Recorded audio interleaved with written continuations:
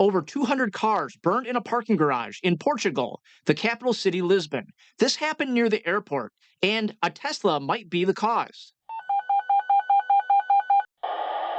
This is the second incident this month involving hundreds of vehicles on fire, presumably because of an electric vehicle.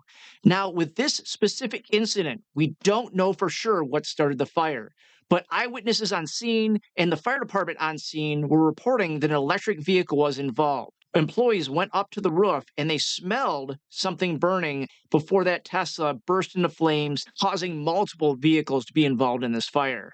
Without a suppression system, a fire in a parking garage can move very quickly from car to car to car. And this specific parking garage was very unique. It was a roof level parking deck, but the vehicles are parked a lot closer than you'd usually see because this is a long-term parking situation. This business is actually fairly unique. It's a valet parking service. So if I'm taking a flight out of the airport, I call the service. They come and pick up my vehicle from the airport terminal right when I'm getting there. They drive it back to the parking garage, parking it on the roof, and it's a valet type service. So these vehicles are parked extremely close together. And what that means is if there's a fire, it's going to move very quickly through all of the surrounding cars. The fire started about 6 p.m. on Friday, and it burned very quickly. Fire crews were really struggling because in a parking structure like this, you have limited access getting crews up there to put water on that fire. On top of that, the vehicles are parked so close together that it's not like a crew can drag a hand line between the vehicles to get there. Those cars are packed in there like sardines. There's additional challenges with vehicles on a rooftop like this. The strong winds will help that fire spread very quickly throughout all the parked vehicles. And like I mentioned before, there's no suppression system up there.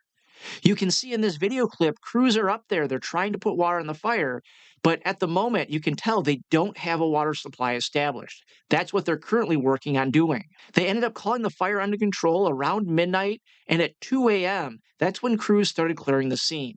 The damage is incredible. Look at every one of these burnt out cars. The loss. Imagine coming home from vacation to find out your car is absolutely destroyed. Thankfully, there doesn't appear to be damage to the structure itself, and cars in the level below this one don't appear to be damaged either.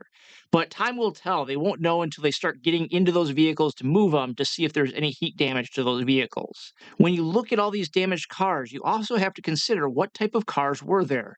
Were there other electric vehicles on that parking lot? Were there hybrid vehicles? Anything with a large lithium-ion battery could have burned a little more intensely and helped push that fire along a little bit faster. I want to be fair. They haven't said for certain that it was a Tesla that started this fire. It could have been a combustion engine vehicle. Either way, I'll talk about the differences. If it was an electric vehicle, the problem with electric vehicles is when they start on fire, when that fire involves the high voltage battery, that fire occurs very quickly. You go from 0 to 100 instantly. When you look at a combustion engine vehicle, a lot of times you see signs of fire as that fire builds inside the vehicle. It takes time for that vehicle to get fully involved, where the heat can be transferred to the vehicle next to it. Either way, in a situation like this parking garage, where these vehicles are parked so close together, the fire department has already lost by the time they get on scene. There is so much ground to make up because the fire will spread so quickly throughout that whole parking structure. If you've seen my videos on the incidents in Korea, there's a lot of discussion going on right now about electric vehicles. They're asking questions like, should we be able to charge these electric vehicles in underground parking structures? Even if they do ban vehicles from charging in underground parking structures, they have the problem of how do we stop people from parking down there? Is that even an issue? So there's a lot of questions around charging and electric vehicles being in these parking structures.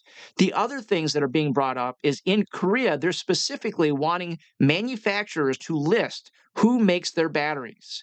And it's a good idea to not only know the manufacturer of the battery for an electric vehicle, but also the battery chemistry that's going into these electric vehicles. Because until we know what the problems are and we can track the problems around these electric vehicles, if there are any problems, until we have that data, we just won't know how big or small this problem really is.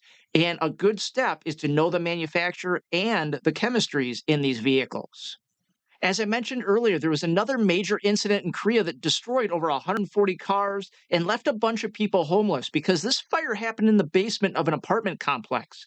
To learn more about that incident, click this video right here.